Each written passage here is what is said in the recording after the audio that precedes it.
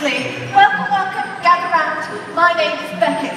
I am a graduate of WADA. That would be the esteemed Wizarding Academy of Dramatic Arts. Well, I'm not quite sure where everyone's gone off to. That would be my fellow performers now. Come, introduce yourselves. Virginia, call me Virg. Samuel. Hello, I'm Sam. And Darby. Very nice, thank you. Look at this attractive and obviously perceptive crowd.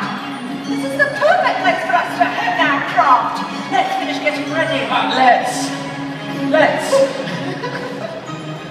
We're ready.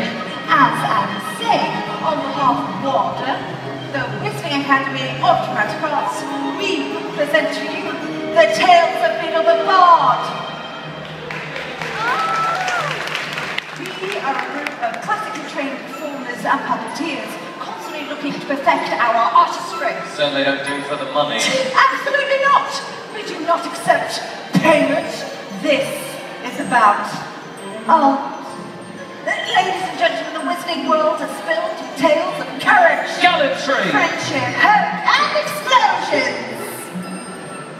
What? Oh, I meant love.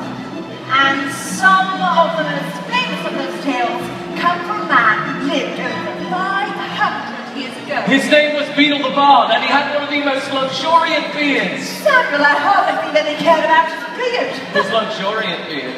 Truth be told, I would wager a Gringotts vault stacked with galleons that there's not a child raised in the wizarding world today who doesn't know about the tales of Beedle the Bard. Ooh, what about the warlock's hairy heart? The wizard in the hopping pot. Gravity! The cackling stumped. Well, we're both quite finished. I would like to continue before my patience runs out. Oh, will you look at that, Virg? What's that, Sam? That's Beckett's patience running out.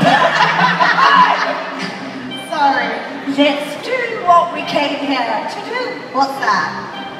Right? Theatre? Places? Well, what story are we telling? Got it.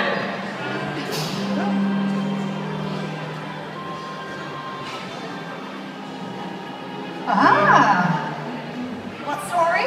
The Fountain of Fair Fortune. Yay! My favourite!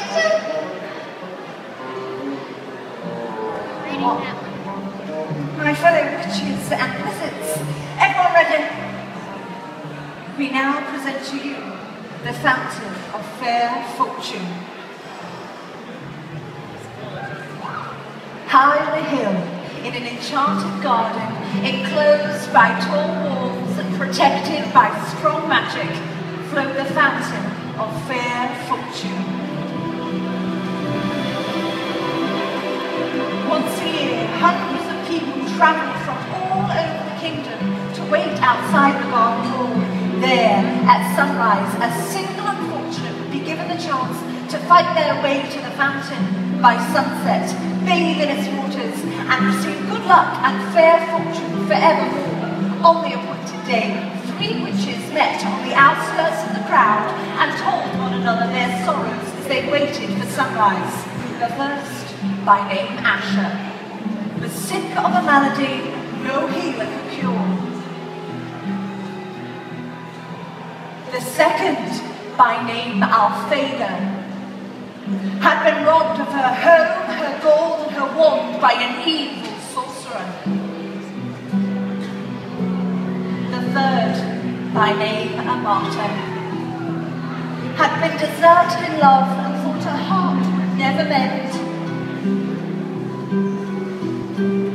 The 3 women agreed that should the chance befall them, they would unite and try to reach the fountain together.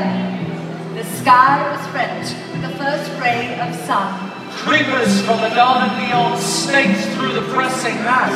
The creepers twisted themselves around the first witch, Asher. She grasped the wrist of the second witch, Alfeda, who seized tight upon the ropes of the third witch, Amata. And Amata became caught upon the armour of a dismal-looking knight. The creepers tugged the 3 witches through the wall, and the 9 after them. Asher and Alfeda were angry with Amata, who had accidentally brought along the night. Oh, only one can bathe in the fountain. It will be hard enough to decide which of us it will be without adding another. Now, Sir Luckless, as the night was known, observed that these were witches, and, having no magic nor anything that distinguished them from a magical man, he had no hope of beating the three women to the fountain. He therefore declared his intention of withdrawing outside the wall again. Faint heart, draw your sword, knight, and help us reach our goal. And so the three witches and the forlorn knight ventured forth into the enchanted garden, where rare herbs, fruit, and flowers grew in abundance. Finally, they reached the foot of the hill on which the fountain stood. There, wrapped around the base of the hill, was a monstrous white worm, bloated and blind. At their approach, it turned a foul face upon them and uttered the following words. Pay me the proof of your pain. Try though they might to move past the worm. The worm would not let them pass. And Asher, despairing, began to weep. The great worm placed its face upon hers and drank the tears from her cheeks. Satisfied, the woman slithered aside and disappeared from view. The three witches and the knight began to climb the hill. Halfway up the steep slope, however, they came across words cut into the ground before them. Pay me the fruit of your labours. Sir Luckless took out his only coin and placed it upon the grassy hillside. But it rolled away and was lost. The three witches and the knight continued to climb, but though they walked for hours more, they advanced not a step. The summit came no nearer, and still the inscription lay in the earth before them. All were discouraged, except for Althea, who walked faster and harder than any of them. Courage, friends, and do not yield, she cried, wiping the sweat from her brow. As the drops fell glittering onto the earth, the inscription blocking their path vanished, and they found they were able to move upward once more. With the removal of this second obstacle, they hurried toward the summit as fast as they could, until at last they glimpsed the fountain. Glittering like crystal in the bower of flowers and trees. Before they could reach it, however, they came to a stream that ran around the hilltop, barring their way. In the depths of the clear water lay a smooth stone bearing the words, Pay me the treasure of your past. Martha was the first to understand. Taking her wand, she drew from her mind all the memories of happy times she had spent with her vanished lover and dropped them into the rushing waters. The stream swept them away, and the three witches and the knight were able to pass at last onto the summit of the hill. The fountain shimmered before them, set amidst herbs and flowers, rarer and more beautiful than any they had yet seen. The sky burned ruby, and it was time to decide which of them would bathe. Before they could make their decision, frail Asher fell to the ground. Exhausted by their struggle to the summit, she was close to death. Althea hastened to pick all those herbs she thought most helpful and poured the potion into Asher's mouth. At once, Asher recovered from her sickness and was able to stand. I am cured. I have no need of the fountain. Let Althea bathe. But Althea protested. If I can cure this disease, I shall earn more than plenty. Let Martha bathe. Sir Luckless bowed and gestured Martha toward the fountain, but she shook her head. The stream had washed away all regret for her past lover. Good sir, you must bathe as a reward for all your chivalry. And so, the night claimed forth in the last rays of the setting sun and bathed in the fountain of their fortune.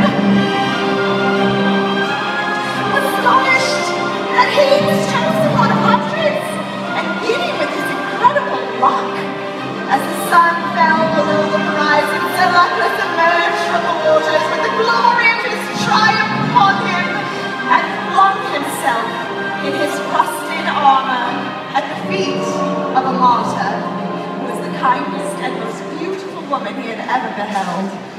Flushed with success, he begged for her hand and her heart, and Amata, no less delighted, realized that she had found a man worthy of her. The three witches and the knight set off down the hill together, and all four led long and happy lives. And none of them ever knew or figured out the fountain's waters carried no enchantment at all. Ladies and gentlemen, the Wizarding World is filled with tales of courage, Gallantry, friendship, hope, and love. Bravo, Darby! And now I'd like to perform a short monologue. That was wonderful, Darby. But perhaps you should reserve your theatrical stylings for our next show.